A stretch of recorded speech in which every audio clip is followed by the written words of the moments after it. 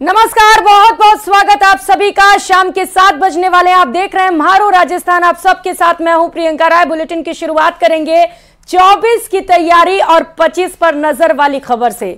दरअसल लोकसभा चुनाव की तैयारी में बीजेपी पूरी तरीके से जुट चुकी है। चुनावी राजनीति के लिहाज से एक महत्वपूर्ण बैठक भी बुलाई गई।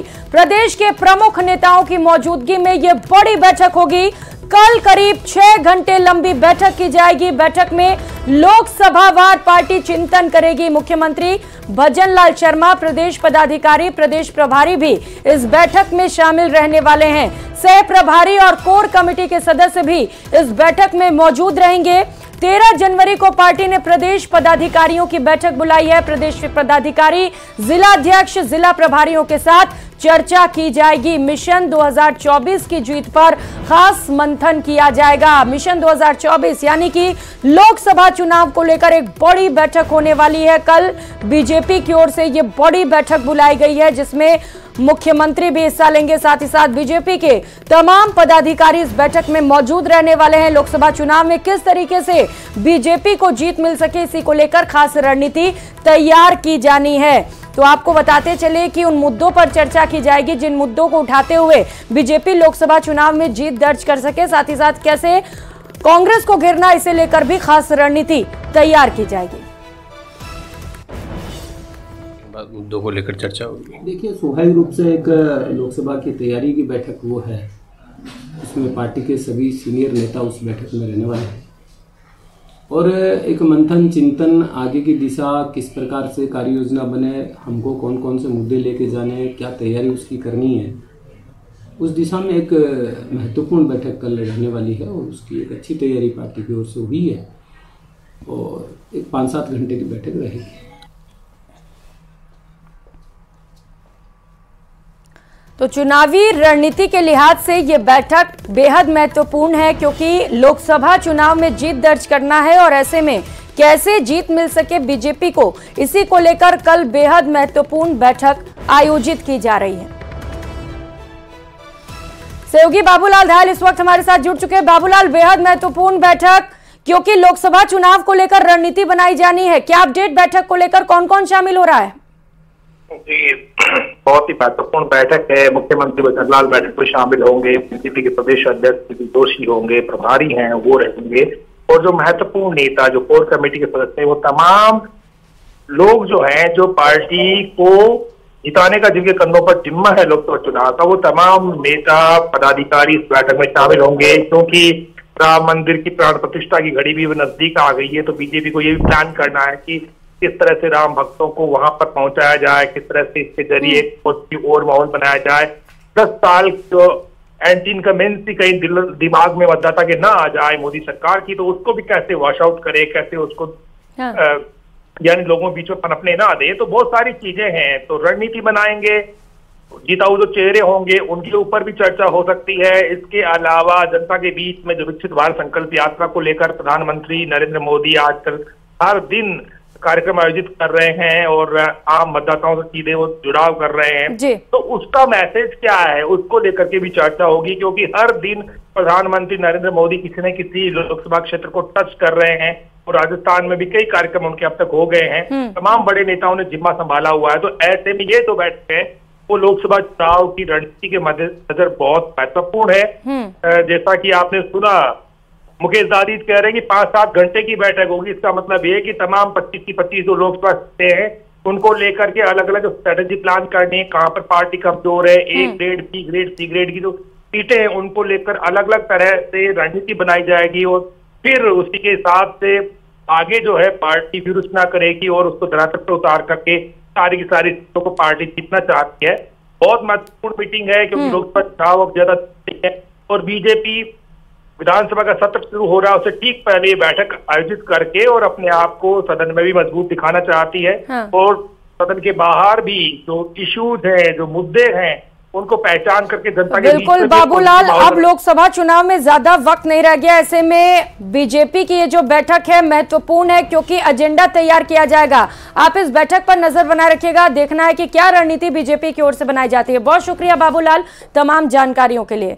तो जैसे जैसे लोकसभा चुनाव नजदीक आते चले जा रहे हैं, देश का राजनीतिक माहौल परवान पर चढ़ने लगा है। केंद्र सरकार की नीतियों के विरोध में कांग्रेस नेता राहुल गांधी भारत जोड़ो यात्रा के बाद अब देश भर में न्याय यात्रा निकाल रहे हैं। राहुल गांधी की ये यात्रा पूरी तरह से गैर राजनीतिक बताई जा रही है, जिसमें कांग्रेस पार्टी केंद्र की भाजपा सरकार के खिलाफ महंगाई, बेरोजगारी, कुशासन जैसे मुद्दों को जनता के बीच पहुंचा रही है। राहुल गांधी अपनी यात्रा की शुरुआत मणिपुर से 14 जनवरी को कर रहे हैं। अखिल भारतीय महिला कांग्रेस की राष्ट्रीय अध्यक्ष अलका लांबा ने आज जयपुर में कहा कि राहुल गांधी की यात्रा देश के 115 जिलों से होकर गुजरेगी। तो राहुल की न्याय यात्रा से जुड़ने वालों को कांग्रेस ने यात्रा मित्र का नाम भी दिया है। राहुल गांधी की न्याय यात्रा को लेकर आज एक 4 पन्नों की बुकलेट भी लॉन्च की गई। इस बुकलेट में भारत जोड़ो के साथ साथ न्याय यात्रा का ब्यौरा भी दिया गया है। पहली यात्रा 7 सितंबर को शुरू हुई थी 2022 को। कन्याकुमारी से कश्मीर तक 4000 किलोमीटर का सफल एक यात्रा रही। कन्याकुमारी से कश्मीर में लोग जुड़े उसमें, उसी की मांग को देखते हुए कि पूर्व से पश्चिम की भी यात्रा की जाए, कोई भी राज्य छूटना नहीं चाहिए। अब दूसरी यात्रा 14 जनवरी को मणिपुर से पूर्व से पश्चिम गुजरात होते हुए महाराष्ट्र मुंबई तक पहुंचेगी। 14 जनवरी 2024 को यात्रा शुरू होगी और 20 मार्च 2024 को मुंबई में समापन होगा। ये यात्रा लगभग हमारी जो है 6713 किलोमीटर चलेगी। इस यात्रा में 110 जिलों से ये गुजरेगी। ये यात्रा 15 राज्यों से गुजरेगी। पहली यात्रा भारत जोड़ने का प्रयास था, भारत जोड़ने की यात्रा थी और उसमें हम कामयाब हुए। हम देश को जोड़ने में, देश के मुद्दों को से जोड़ने में कामयाब हुए। इस यात्रा में न्याय शब्द जोड़ा गया है। भारत जोड़ो अब ये न्याय यात्रा है। न्याय यात्रा आर्थिक न्याय की लड़ाई, न्याय यात्रा सामाजिक न्याय की लड़ाई है, न्याय यात्रा राजनीतिक न्याय की लड़ाई है। और करेंगे इस बीच जयपुर से मिल रही बड़ी खबर का। मुख्यमंत्री ने राज्यपाल से मुलाकात की है। राजभवन में मुख्यमंत्री भजनलाल शर्मा ने राज्यपाल से मुलाकात की। प्रदेश से जुड़े विकास के मुद्दे पर चर्चा की गई। उच्च शिक्षा के तेजी से विकास पर भी चर्चा हुई है, तो वहीं रिक्त पदों को भरे जाने पर भी खास चर्चा की गई है। जनजातीय क्षेत्रों में आदिवासी कल्याण संबंधित विषयों पर भी चर्चा हुई है। तस्वीरें आपको दिखा रहे हैं जहां पर मुख्यमंत्री भजनलाल शर्मा की राज्यपाल कलराज मिश्र से मुलाकात हुई। प्रदेश के विकास को लेकर, प्रदेश के कई अहम मुद्दों को लेकर खास चर्चा की गई।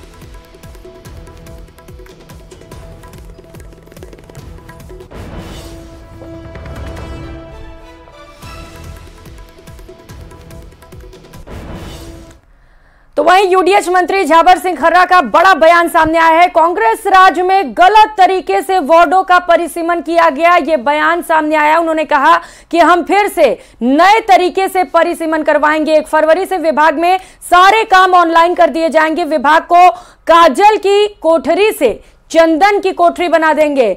सीकर के गोरिया में स्वागत समारोह में झाबर सिंह खर्रा ने यह बयान दिया, सुनिए। भ्रष्टाचार रहित हों, बिना भेदभाव के गुणवत्तापूर्ण विकास कार्य हों। जनप्रतिनिधि और आम आदमी जब भी सरकारी किसी भी स्थानीय निकाय के कार्यालय में जाए तो उनके साथ सम्मानजनक व्यवहार हो। मैंने अधिकारियों को भी निर्देश दे दिए हैं कि वो अपने अधीनस्थ को पाबंद कर दें कि जनप्रतिनिधियों के साथ समन्वय रखें और आम आदमी जो भी कार्यालय में किसी काम से आए उसके साथ सम्मानजनक व्यवहार करें। वैसे पारदर्शिता के लिए मैंने मेरे विभाग को निर्देशित कर दिया है कि आम जन से संबंधित जितने भी काम हैं किसी भी स्थानीय निकाय में 31 जनवरी 2024 के बाद ऑफलाइन का मामला खत्म, सारे काम ऑनलाइन होने चाहिए। और ऑनलाइन होने के बाद भी अब हम प्रयास करेंगे, प्रयास क्या करेंगे, आदेश जारी करेंगे कि किस प्रकार का आवेदन एक बार ऑनलाइन होने के बाद कितने दिन में उसका निस्तारण होना चाहिए, किस टेबल पर उसको कितना समय लगना चाहिए। उस समय से अधिक अगर किसी टेबल पर किसी पत्रावली को समय लगे तो उसको उसका स्पष्टीकरण पत्रावली पर भी अंकित करना पड़ेगा कि मैं ज़्यादा समय क्यों ले रहा हूँ। और अगर उसका स्पष्टीकरण संतोषजनक नहीं हुआ तो उसके खिलाफ कार्रवाई का भी हम प्रबंध करेंगे। और कांग्रेस पार्टी के शीर्ष नेतृत्व ने अयोध्या राम मंदिर के प्राण प्रतिष्ठा का निमंत्रण पत्र ठुकरा दिया, जिसके विरोध में अब पार्टी में बगावती सुर शुरू हो गए। दरअसल कोटा में कई कांग्रेस पदाधिकारियों और कार्यकर्ताओं ने पार्टी छोड़ दी है। हालांकि उनका कहना है कि फिलहाल किसी भी पार्टी को ज्वाइन नहीं करेंगे और केवल अयोध्या राम मंदिर निमंत्रण पत्र बांटने, घर घर पीले चावल बांटने के साथ ही हिंदू संस्कृति को बचाने और युवाओं को जोड़ने का काम करेंगे।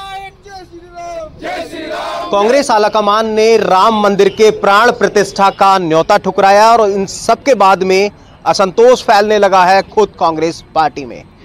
बड़ा झटका कोटा से कांग्रेस को लगा है और कांग्रेस के नेता कंवर सिंह चौधरी इस पूरी घटना से व्यथित होकर के कांग्रेस छोड़ रहे हैं। अपने तमाम समर्थकों के साथ में फिलहाल भगवान जय श्री राम के झंडे यहाँ पर इनके हाथों में आप देख सकते हैं। ऐसा क्या हुआ कि अचानक से आप ये फैसला लेने पर विवश हो गए जिस पार्टी में आप 10 साल से थे?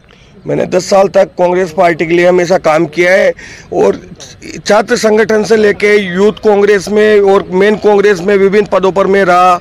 मैंने अपना मतलब तन मन और धन सब कुछ कांग्रेस पार्टी के लिए समर्पित किया। जब जब जरूरत पड़ी, जब जब धरने प्रदर्शनों में मैंने अपने सिर पे लट भी खाए। लेकिन आज जिस प्रकार से कल मुझे पता लगा कि कांग्रेस आलाकमान ने राम मंदिर उद्घाटन का 22 जनवरी का जो कार्यक्रम है उस नोते को इन्होंने ठुकराया, उससे हाथ होकर मैंने कांग्रेस पार्टी छोड़ी है। और ये कांग्रेस पार्टी की मानसिकता दिख जाती है कि ये सनातन विरोधी है। तो आप अकेले या अपने और साथियों के साथ में मैंने मेरे युवा साथियों के साथ कांग्रेस पार्टी छोड़ी है और अभी ये शुरुआत है। जिस प्रकार से इन्होंने ये निमंत्रण ठुकराया है, ये हर सनातन प्रेमी के साथ चोट की गई है और इससे हाथ होकर आने वाले समय में बहुत से लोग पार्टी छोड़ देंगे। हिमांशु मित्तल, न्यूज़ 18। और अब बात भजन सरकार के बुलडोजर एक्शन की करेंगे। प्रदेश की भजनलाल सरकार ने साफ कर दिया है कि अपराध के खिलाफ जीरो टॉलरेंस नीति अपनाई जाएगी। जोधपुर के लांबा गांव में मर्डर के आरोपी के घर पर प्रशासन ने बुलडोजर चला दिया। आरोप है कि अनिल बिश्नोई ने जमीन का अतिक्रमण कर इस पर घर बनाया था।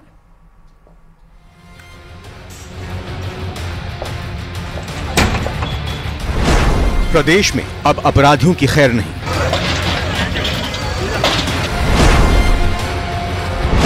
क्राइम किया तो होगी कड़ी कार्रवाई। अपराधियों के खिलाफ एक्शन में सरकार। जोधपुर के बिलाड़ा कस्बे में लांबा गांव में हत्या के आरोपी अनिल बिश्नोई के अवैध अतिक्रमण को प्रशासन ने जमींदोज कर दिया। जोधपुर में पहली बार किसी हत्या के आरोपी के घर पर बुलडोजर की कार्रवाई हुई है और इसका मकसद साफ है कि सूबे में क्राइम किया तो खैर नहीं। जानकारी के मुताबिक अनिल बिश्नोई के साथ साहिल नाम के आरोपी के मकान पर भी कागजी कार्रवाई के बाद बुलडोजर चलना तय है। जो भी अपराधी हैं वो जो एक वर्चस्व समाज में बना के रखते हैं और विभिन्न तरह के आपराधिक गतिविधियों में लिप्त रहते हैं, उन्हें हर तरह से उन पे शिकंजा कसा जाए। आईपीसी के तहत जो उनका अपराध बनता है उसके खिलाफ तो हम लोग कार्रवाई कर ही रहे हैं।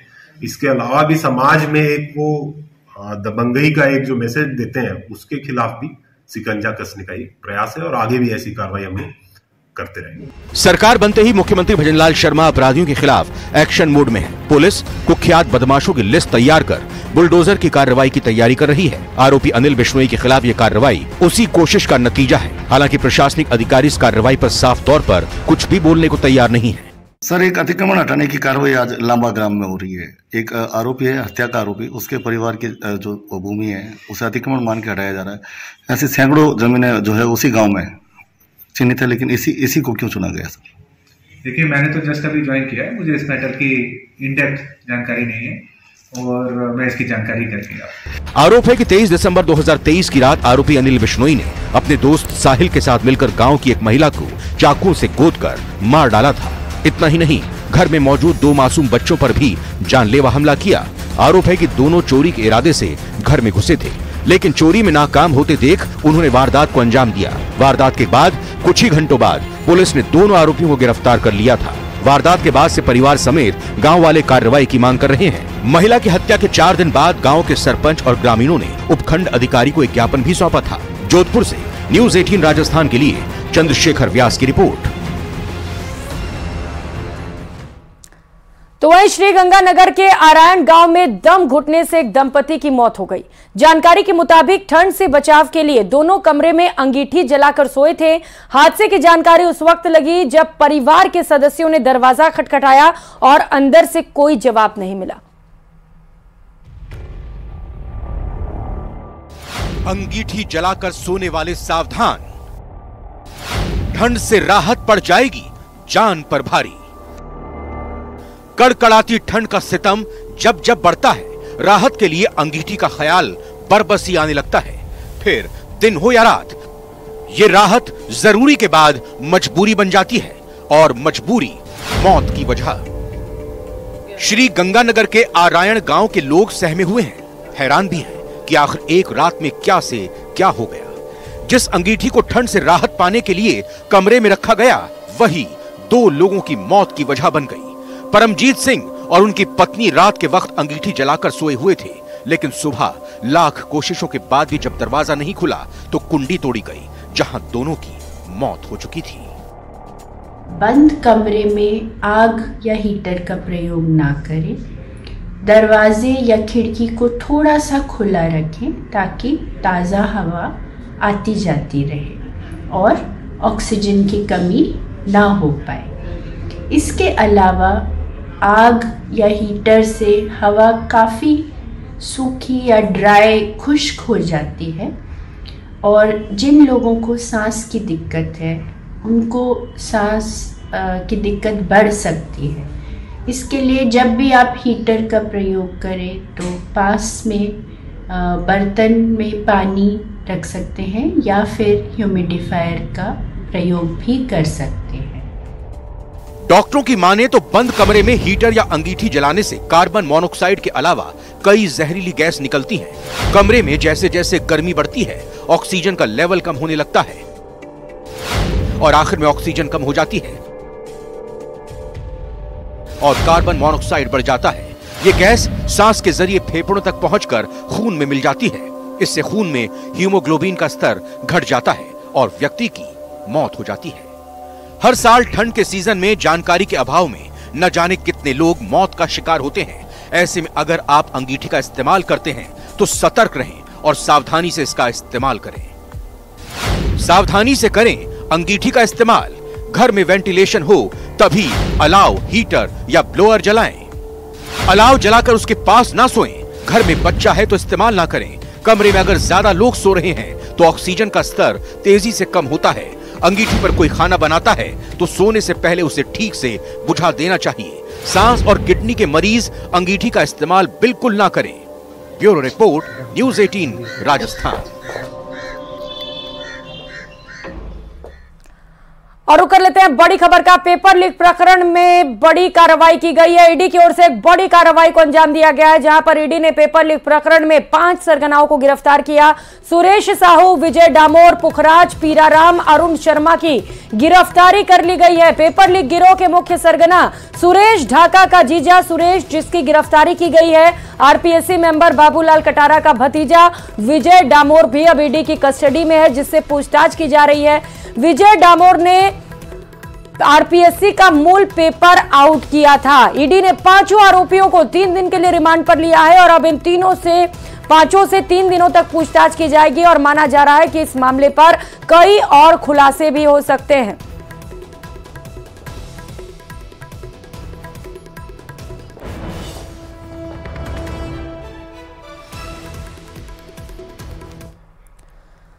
भय प्रशासन का आधार माना जाता है। जब जब अपराधी कानून से बेपरवाह होते हैं तब तब पुलिस उन्हें कानून की औकात समझाती है। गुरुवार को श्रीगंगानगर के बाशिंदों ने ऐसा ही दृश्य देखा, आप भी देखें।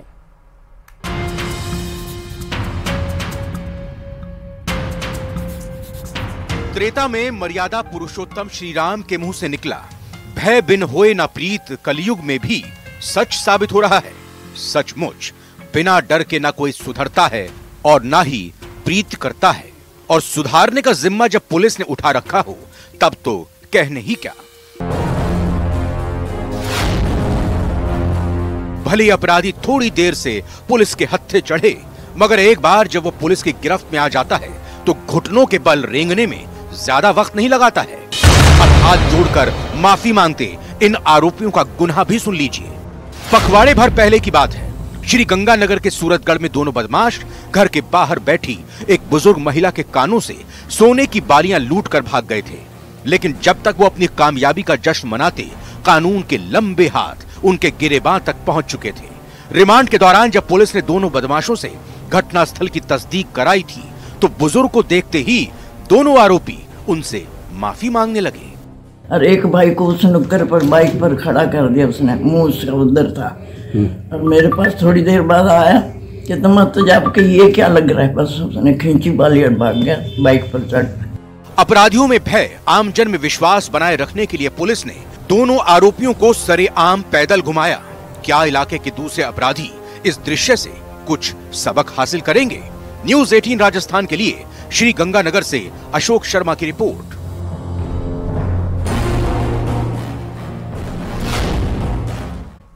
और अब खबर अजमेर से, जहां पर भ्रष्टाचार निरोधक ब्यूरो की स्पेशल यूनिट ने आज अराई तहसील में ट्रैप की कार्रवाई को अंजाम देते हुए 24,000 की रिश्वत के साथ तहसील के लिपिक और एक स्टाम्प वेंडर को ट्रैप किया।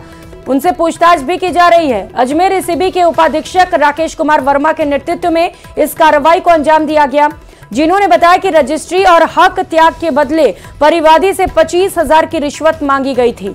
इसके बाद एसीबी स्पेशल यूनिट ने कार्रवाई को अंजाम देते हुए आज 24,000 की रिश्वत की रकम लेते हुए तहसील के पंजीयन लिपिक राकेश शर्मा और स्टाम्प वेंडर अजीत पाल को गिरफ्तार किया है। रिपोर्ट दी थी कि उसकी 2 रजिस्ट्रियां और एक हक त्याग इसको करवाने के लिए अराई तहसील में बाबू और एक स्टाम्प वेंडर ये उससे नाजायज रूप से परेशान करके रिश्वत राशि मांग रहे हैं 25,000 रुपये। सूचना पर हमने सत्यापन करवाया तो 24,000 रुपये का रिश्वत राशि की मांग पाई गई, जिस पर आज कार्रवाई करते हुए 24,000 रुपये रिश्वत राशि लेते हुए रंगे हाथों गिरफ्तार किया है। बरामदगी की गई रिश्वत राशि की और आगे कार्रवाई की जा रही है। तो वहीं शाहपुरा में 2 दिन पहले जलदाय विभाग की जेईएन द्वारा युवक से रुपए लेने का एक वीडियो सोशल मीडिया पर वायरल होने के बाद एसीबी की टीम हरकत में आई है। एसीबी के डीएसपी के नेतृत्व में 4 सदस्यीय टीम शाहपुरा स्थित जलदाय विभाग के अधिशासी अभियंता कार्यालय परिसर पहुंची। एसीबी की टीम के जलदाय विभाग कार्यालय पहुंचने पर जलदाय कर्मियों में हड़कंप मच गया। टीम ने कार्यालय में आवश्यक दस्तावेज खंगाले, हालांकि एक्सीएन, एईएन समेत अन्य अधिकारी मौके पर नहीं मिले। डीएसपी नीरज भारद्वाज ने बताया कि वीडियो वायरल होने के बाद मामले की जांच के लिए टीम यहां पहुंची है और मौजूद अधिकारी और कार्मिकों से पूछताछ कर रही है। इधर वीडियो वायरल होने के बाद संयुक्त शासन सचिव वचनेश अग्रवाल ने जेईएन अर्चना सुमन को एपीओ कर दिया है।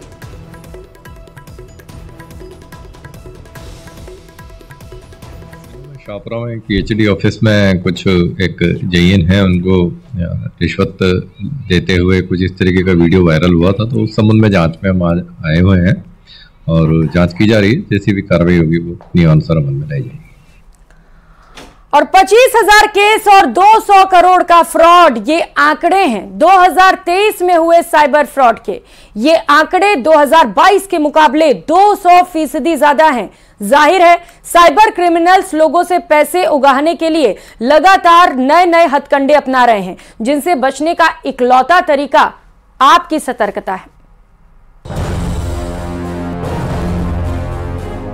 जयपुर पुलिस ने साइबर ठगी करने वाले अंतर्राष्ट्रीय गैंग के 4 आरोपियों को गिरफ्तार किया है। पुलिस ने शातिरों से देश विदेश के करीब 15 करोड़ से ज्यादा लोगों का डेबिट और क्रेडिट कार्ड का डेटा बरामद किया है।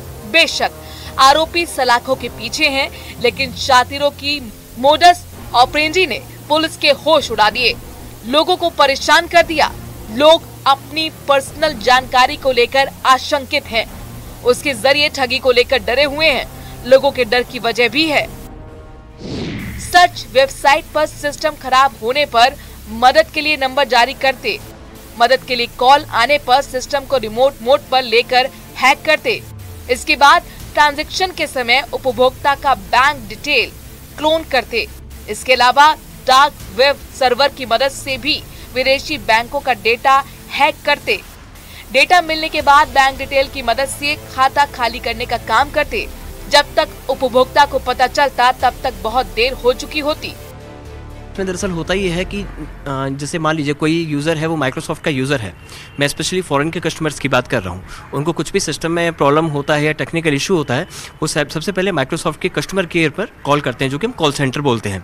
तो ये जो हैकर्स होते हैं, ये पहले गूगल पे लिस्टिंग करके अपना नंबर सबसे ऊपर लाते हैं और उसको माइक्रोसॉफ्ट की तरह ही उसको शो करते हैं।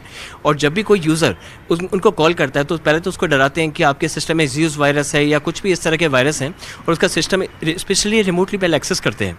उनको ये कहते हैं कि आपका सिस्टम हमें रिमोटली दीजिए ताकि हम एक्सेस कर पाएँ आपके सिस्टम में क्या प्रॉब्लम है।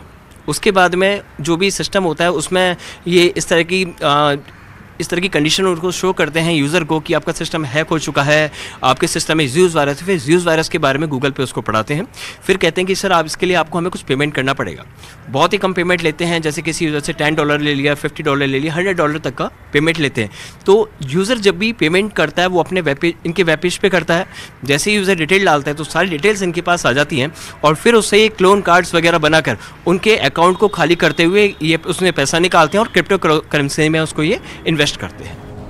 राजस्थान के साइबर एक्सपर्ट अभिषेक शर्मा की माने तो इस तरह के ठगों से बचने के लिए अपनी बैंक डिटेल्स सेफ रखने के साथ ही बैंक पासवर्ड गोपनीय और स्ट्रॉन्ग बनाना चाहिए। अगर आपको लगता है कि आपका डेटा मतलब किसी हैकर के पास में है, और तो आप सबसे पहले आप ये करें, जितने भी आपकी ईमेल आईडीज़ हैं, जितने भी आपके सोशल मीडिया अकाउंट्स हैं या आपके बैंक के जो भी अकाउंट है, आप उनके पासवर्ड चेंज करें। पासवर्ड जब भी आप डालें तो कभी भी अपना मोबाइल नंबर ना डालें, अपना डेट ऑफ बर्थ, बच्चों का डेट ऑफ बर्थ या किसी फैमिली मेम्बर का आप नाम ना डालें। सपोज़ आपको पासवर्ड डालना है इंडिया, तो आप इस तरह से डालें, आई हमेशा कैपिटल में हो, डी को आप स्मॉल में ले सकते हैं, देन आई की जगह आप एक्सक्लेमेटरी साइन और ए की जगह @ का आप साइन ले सकते हैं, जो कि अल्फा न्यूमेरिक आता है। इसमें small characters, capital characters, numbers और स्पेशल सिंबल्स का कॉम्बिनेशन होना चाहिए।